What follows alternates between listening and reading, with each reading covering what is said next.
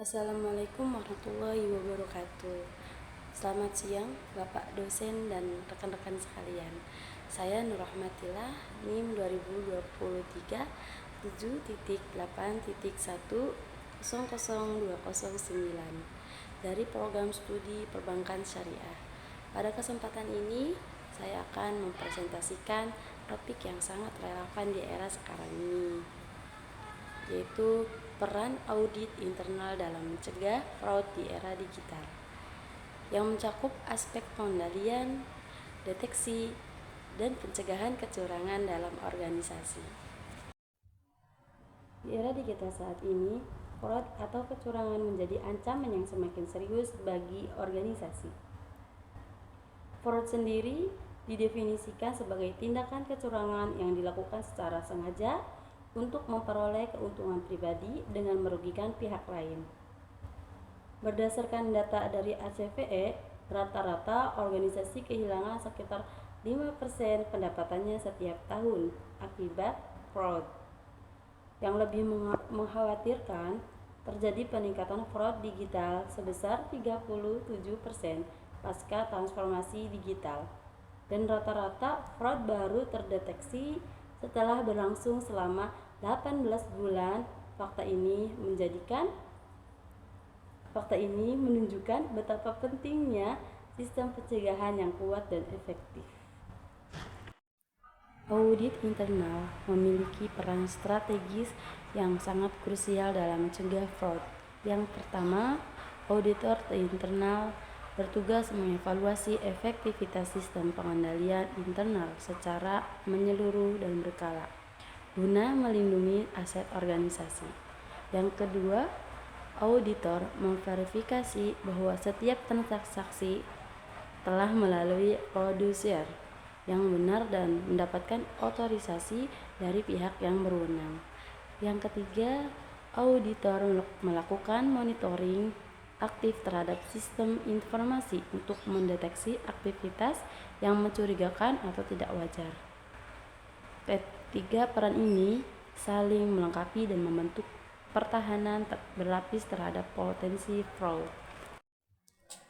Untuk memperjelas pentingnya audit internal, mari kita lihat sebuah studi kasus nyata tentang manipulasi data persediaan.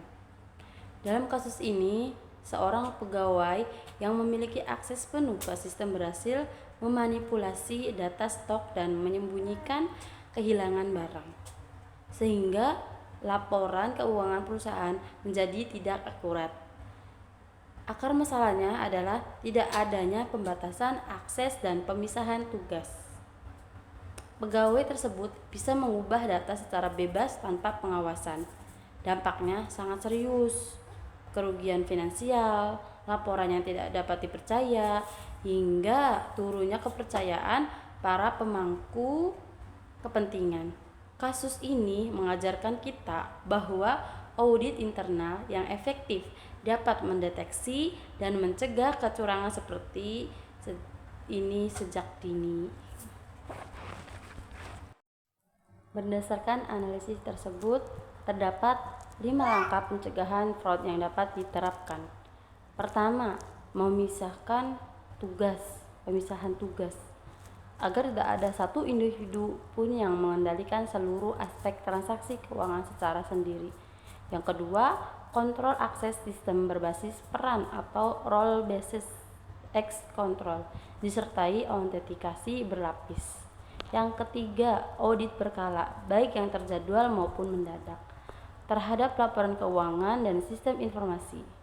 Yang keempat, monitoring transaksi secara real time menggunakan log aktivitas dan sistem peringatan otomatis.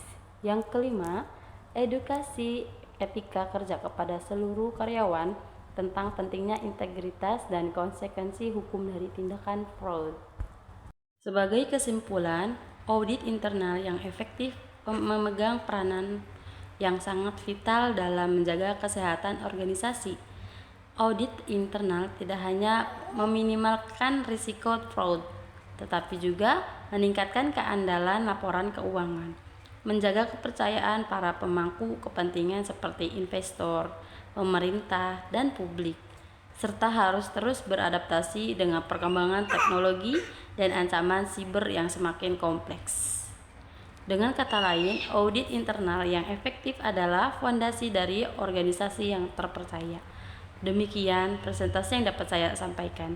Apabila ada pertanyaan, saya siap berdiskusi. Wassalamualaikum warahmatullahi wabarakatuh.